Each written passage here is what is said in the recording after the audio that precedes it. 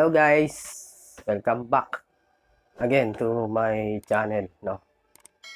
Meron lang akong gustong i-vlog ngayon at the same time ay i-share ko na rin sa inyo itong bali nakita ko lang sa Facebook, no, na actually nag-viral din to, no.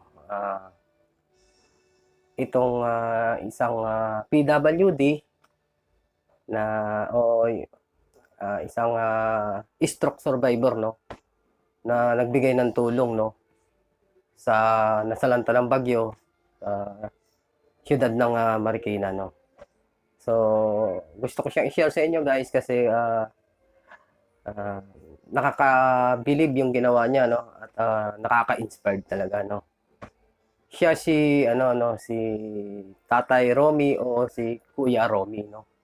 Actually taga siya, no, taga Mambugan, Antipolo, no. At ipapakita ko sa screen yung kanyang picture, no. Yan. Si Tatay Romy o Kuya Romy, no. Na mayroon siyang gininto ang puso at hindi siya nagdalawang isip na tumulong, no.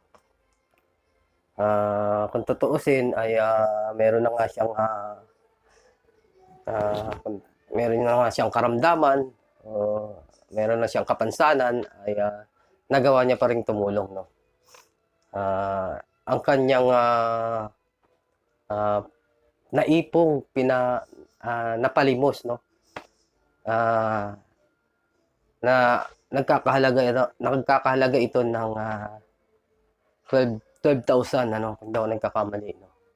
Ayun ay kusang loob niyang itinulong sa siyudad ng Marikina, no. At ito ay iniabot niya sa butihing mayor ng Marikina City, no. So, kung tutusin guys, no, talagang si Tatay Romy o Kuya Romy ay talagang kahit may kapansanan ay nagawa niyang tumulong, no, sa mga nasalanta ng bagyo, no. Kasi sa tingin ko yung kanyang pagkatao ay talagang napakabuti niya, no. At nararamdaman niya kung ano yung kung sino yung may mga taong talagang higit na nangangailangan sa ngayon, no. Let's say kahit siya ay may kapansanan ay hindi niya inisip yun, no. Basta siya ay kailangan agad-agad siya makatulong, no, na doon sa mga taong ngayon ay talagang hirap na hirap at nangangailangan ngayon, no. So, masasabi ko lang guys ay dito kay Kuya Romy na maraming salamat sa iyo, Kuya Romy, at saludo ako sa iyo, dalawang kamay. Guys, dalawang kamay, saludo kami sa iyo. Dito sa siyudad namin sa Marikina ay buong puso kami na nagpapasalamat sa iyo. Mabuhay ka, Mang Romy. So, yun guys, talaga namang nakaka-inspire tong ginawa ni Kuya Romy, no. So, yung guys, no, bali nagbigay lang tayo ng reaction sa magandang mabuting ginawa ni Tatay Romy, no, ni Kuya Romy. At the same time ay binigyan din natin siya ng pagpupugay, no. So, nakikita niyo naman, no, sa kalagayan ni Kuya Romy na kung tutuusin ay hindi niya na kailangan yun itulong, ano, kasi siya ay legit din naman na nangangailangan, no. At yun ay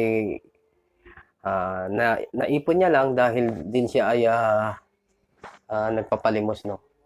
At saka kung tutuusin hindi siya talaga taga Marikina, no. Siya ay taga Mambugan, Antipolo, no. Talagang nasa puso niya yung pagtulong. Nakita naman natin na hindi siya nagdalawang isip na itulong ang kanyang naipon mula sa kanyang pamamalimos, no? So, siguro guys, let's say sabihin natin na tayo ay medyo sa tingin naman natin ay medyo nakakaluwag tayo, no?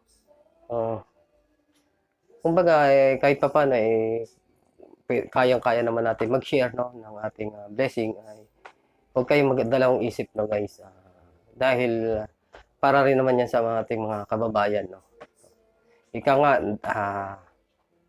the more na magbigay ka, mas malaki yung balik nun, no. Na talagang matatanggap mo rin, no. So, ayun lang guys, no. Bali, ito ay share ko lang din sa inyo, no. So, sana nag-enjoy kayo sa panonood at na-inspired din kayo, no. Kaya ang ano ko na lang din ay sana mag-ingat kayo lagi at sa susunod na vlog ay magkita-kita na lang ulit tayo. At hanggang dito na lang guys. Huwag niyo lang kalimutan na mag-like, i-share itong video at kung bago lang kayo sa aking YouTube channel, i-subscribe nyo na rin i-subscribe nyo na rin guys, no? And click nyo na rin yung kampana ron o yung notification bell para sakaling may mga bago tayong bidyong ilalabas ay ma-update ko kayo, no? So hanggang dito lang guys. See you in next vlog and bye-bye.